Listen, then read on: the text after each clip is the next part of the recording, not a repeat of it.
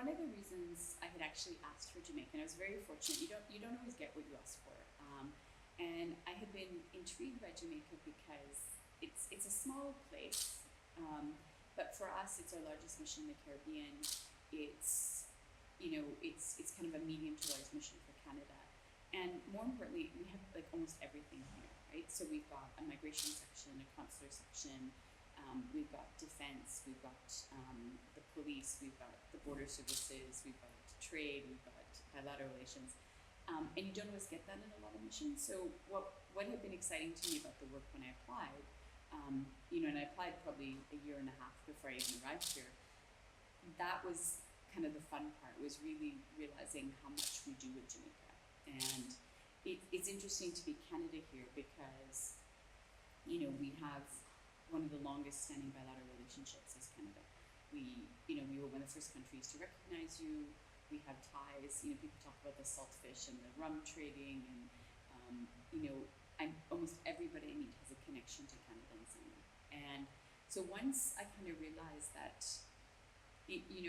almost embracing the fact that the Caribbean and Jamaica is so close to Canada, in terms of shared values or democracies, that made it, got me kind of more into it, if that makes sense, right? So even things I didn't mention, development, where kind of those traditional projects we do to help Jamaica achieve its 2030 goals, that was super rewarding because I appreciated that Jamaica is a country which, pretty soon I don't think you'll need any overseas development assistance, right? Your economy is doing really well, you've got a really good fiscal framework, etc. So that kind of changing relationship was also really interesting to me.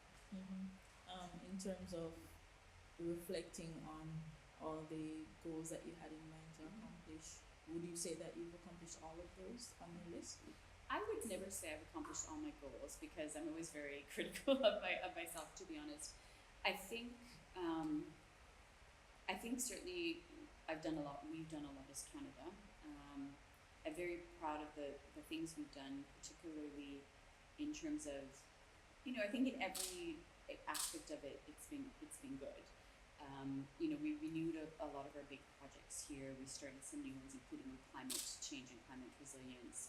On the defense relationship, that's been extremely rewarding. I think the Canadian relationship between our Canadian Armed Forces and the Jamaica Defense Forces is enormous. You're our major partner in the Caribbean, one of our major partners in the world, actually. And I think I hadn't expected to spend so much time with the JDF, but also the work that we, Canada, Jamaica, did on sort of regional issues, such as Haiti, has been really, really interesting and important.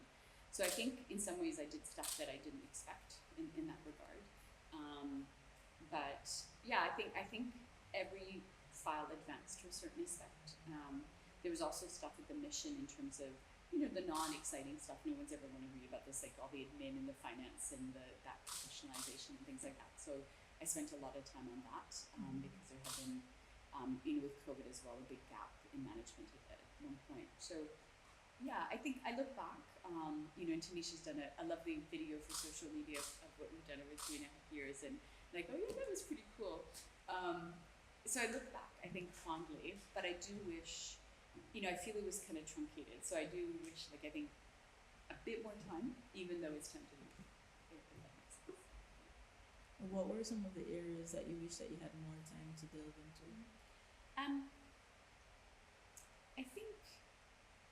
I think even just getting to know, I guess spending more time with some of our projects. Some of them are not super tangible, but I've really enjoyed going out to the agricultural sector, for example, and meeting some of the farmers. We do some stuff with small ruminants, goats and things. And I think I would have liked to spend more time kind of with Jamaicans, in that way. I think I got to do a lot already, including with the Canada Fund for Local Initiatives. But yeah, I'm trying to think of what else more. I wish I talked to the media more, to be honest. I think that just was one aspect. And I think, yeah, I guess you always think of almost in every aspect you could do more or spend more time. But I'm also quite conscious of the fact that it's a really busy job and environment, right? So yeah, like I'm not sure of anything in particular. Now that I think, like I think for everything it could be a bit more. I do wish there's a few things that are kind of almost started but haven't been finished. Like we're in the midst of negotiating a mutual legal assistance treaty. I'd hoped to finish that before we left. It's still not done. But at least I said to my successor, I think it'll be done in the fall. So you're welcome. Enjoy it. But and on the trade side, I think is one aspect where I feel we haven't fully unpacked because I think there's been a lot of interest in what Canada does in renewables and climate smart technology. And you launched your recent call for proposals in renewable energy just I think it was about 6 months ago. So I really would like to see more of that with Canada. Like I think the trade is one. As I said, we haven't fully unpacked, and there's also a lot of hidden Canadian businesses here. Like I meet someone we don't know it's a Canadian business or they have ties to Canada, and they're like, "Oh, I'm Canadian." I'm like, "Oh, okay." So yeah. In reflecting on the journey as well, is there any lessons that you say that you say that you've learned Yeah. over the years? It's my first time as a high commissioner. I mean, I've been a manager and a senior director and things like that. And I think, I think realizing that a lot of the energy you put into something comes back at you. So in Jamaica, like any country you live in, it takes a while to get used to the rhythm and the pace. And for me, it was a bit unusual. Like I'm super organized. I'm always on time. Do you know what I mean? And so you come to a place like Jamaica, and I'm at a meeting, and I'm like, I am early because I thought it would start on time, and they're like, bless you, so late. And I think it's changed me in some ways in the fact that I get less stressed about things. Like I really don't mind driving here. It drives my husband crazy, but I don't mind driving here. And people, by the way, are generally now on time to meetings with me. You guys are on time, so I don't know if you heard that as well. But I think it's just that the realization that you also have to adapt to a situation. And that's one of the reasons I joined the Foreign Service and I like to travel. And for Jamaica, that people can be actually quite reserved and formal. It doesn't seem that way, right? But people are very reserved and formal, except for the fact that everybody chats with you and they're really friendly. So it's that kind of that interesting barrier. Like it can be hard to get to know people in a really personal way, but you can't buy, you can't buy fruit from the fruit guy. Without having a chat. Do you know what I mean? And I know about his family and the mango lady's son, and even though I call her the mango lady, but to be fair, everybody in the street calls her the mango lady.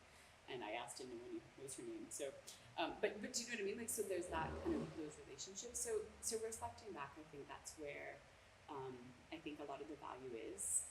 And yeah, I look back and I was like, oh, I wish I'd spent more time with that person. Or you meet someone in the last month before you leave and go, oh, no idea they were so interesting. But it's kind of the nature of the job and life, I think, too. What's the message that we should remember from your work specifically? That I think not to be. I think you're on your way. It's really been a pleasure to be here. It's an honor to be here as Canada's High Commissioner, and I'm not just saying that because we all say that. I think it's really, it's a unique relationship between Canada and Jamaica. And by unique, I mean to say is that we don't. We may seem far, but we're really not far. We're a 4-hour flight, less than that. And there are those ties as Canadians and Jamaicans, the fact that we're democracies, we believe in the rule of law. I think the message for me is really just to kind of stay the course as allies and friends. I think the world is already an unsafe place at the moment. There's a lot of polarization. We've got the war in the Ukraine, we've got the war in Gaza. And I think just ensuring that we rely on each other as allies will be really important. What's next for you personally? So we're going back to Ottawa. So we have 2 daughters, and the youngest has never been to school in Canada, which was a bit shameful, but she just finished grade 5, and the oldest is going into grade 10. So I guess for most places, if you graduate high school where you want to go to university, it's much easier to get in. So it makes more sense for them to finish high school in Canada. So we asked to go back to Ottawa, the only hardship posting. But we're actually looking forward to it. It'll be 8 years abroad for us this summer, and that's a long time to be away. Because I really I love to travel. We've traveled all over the world now, but I'm a bit homesick. Just I always talk to Jamaicans, and they miss the food here. Like even if they're gone for a few weeks, they miss the food. They miss the environment, you miss the weather, you miss the smells, and there's something about when you go back to Canada, like for me, like it feels like home, like it's this weird kind of relaxation almost. Well, it is home. It is home, yeah, but it's so weird, like you can get homesick as an adult, and even if you're in a place you like. So yeah, we're looking forward to it, even though come February, like ask me how I feel when it's miserably cold, but I don't mind cold actually. In fact, I don't even really love heat, but we're looking forward to it. It'll be fun. Although I have to say, our little brown dog has like almost no fur, so we're gonna have to get him a little coat and booties. And the kids were super excited about that. They were like, and I was like, no, he's not gonna like that. Like, they were like, oh my god, he's gonna be so cute. So and the older dog, like she's got a really thick coat, so she's suffered a little bit in the heat, but she's enjoyed the big yard and stuff. And in terms of your professional career, is there anything that you're eyeing to do next? I'm not sure entirely. I may go back to my home department actually, which is immigration. So they've made me an interesting offer. So we'll see. I'm gonna take a couple months off. First time in my career. I've been trying to take like a summer off since 2016. So this is the year. I'm not. Yeah, we'll see. I'm gonna give up my phone, give up my email, and hide in Ottawa for a couple of months. See. But yeah, I'd like to take a long break and just get the kids settled, and my husband will go back to work. I mean, he's been teleworking from here actually, so get the dogs settled a bit, and